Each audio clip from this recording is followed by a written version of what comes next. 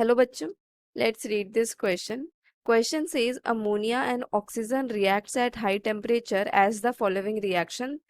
4NH3 plus 5O2 gives out 4NO plus 6H2O as products. In an experiment, the concentration of NO increases by 1.08 into 10 raised to the power minus 2 mole per liter in 3 seconds. We have to calculate first rate of reaction, then rate of disappearance of ammonia, then we have to calculate rate of formation of steam. तो ये तीन चीजें आपको calculate करनी है। First of all key concept देखो, key concept for a given reaction rate किसके equal होता है? रेट इक्वल होता है rate of disappearance of reactant is equals to rate of appearance of product. और यहाँ पे स्टाइकोमेट्रिक कोफिशिएंट क्या है? 4 and 5 for ammonia and oxygen gas respectively. तो जो स्टाइकोमेट्रिक कोफिशिएंट होता है उससे डिवाइड कर देंगे क्या? Instantaneous disappearance of rate of disappearance of NH3 and disappearance of O2 को। मतलब कि डिसअपियरेंस ऑफ NH3 कैसे लिखेंगे? 1/4 DNH3 डिवाइडेड बाय DT, ये हो गया। ठीक है, ये है disappearance of ammonia will be equals to, ये नेगेटिव साइन किसको क्या शो करता है? नेगेटिव साइन ये शो करता है कि बाय द टाइम जैसे जैसे रिएक्शन प्रोसीड होगा जो रिएक्टेंट का कंसंट्रेशन है वो क्या होता जाएगा? डिक्रीज होता जाएगा।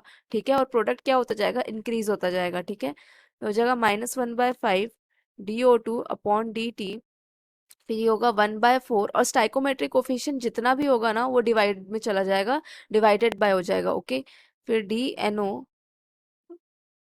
अब यहाँ पे देखो, यहाँ से वैल्यूज पॉजिटिव क्यों हो गई? क्योंकि NO और H2O क्या है? हमारा प्रोडक्ट है, और प्रोडक्ट का कंसंट्रेशन क्या होता है? बाय इंक्रीज ऑफ टाइम क्या होता है? प्रोडक्ट और इंक्रीज होने लगता है, प्रोडक्ट बनने लगता है। ठीक है, ये हो गया, ये आपको गिवन है।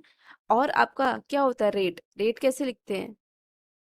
रेट लिखते हैं हम डेल्टा ऑफ रिएक्टेंट्स, यानी concentration change of reactants divided by change in time, and change in products concentration divided by change in time. यहाँ नेगेटिव साइन इसलिए क्योंकि जो आपका रिएक्टेंट है वो टाइम के साथ डिक्रीज होने लगता है। ये मैं बार बार रिपीट कर रही हूँ, उसको ध्यान में रखना है। ठीक है, यहाँ पे देखो क्वेश्चन में क्या बोल रहा है? The concentration of NO increases by 1.0 into 10 raise to the power minus 2। और टाइम कितना है? कितने सेकेंड में हो रहा है? ये 3 सेकेंड में।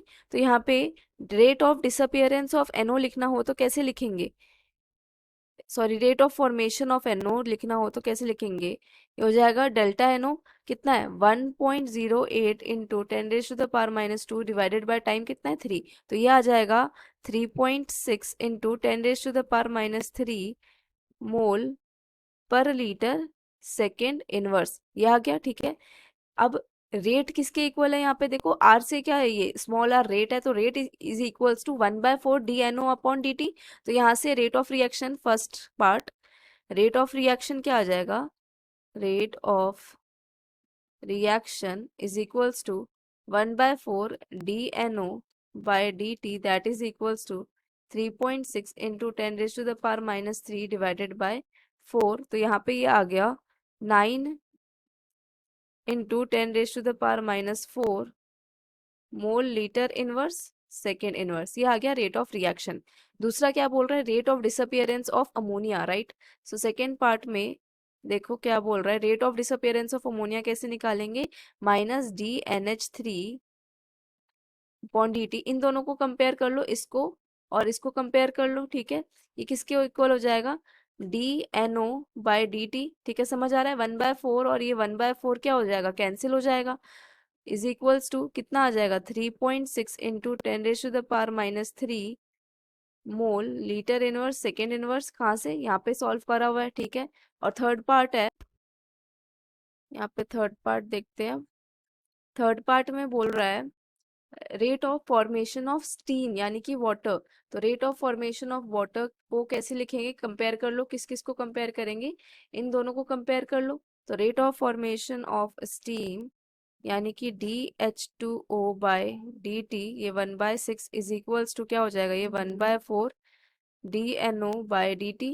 तो यहाँ से ये आ गया rate of formation of steam DH2O by DT is equals to 6/4। और rate of formation of NO कितना निकाला था? 3.6 into 10 raise to the power minus 3। तो यहाँ से DH2O बाय DT ये कितना आ जाएगा? कैंसिल आउट कर लो, ठीक है। ये 3.6 है, तो ये आ गया 5.4 इंटू 10⁻³ मोल लीटर इनवर्स सेकेंड इनवर्स। ये आ गया rate of formation of H2O. So these are the solution of first, second and third part respectively. Hope you understood it well. Best of luck.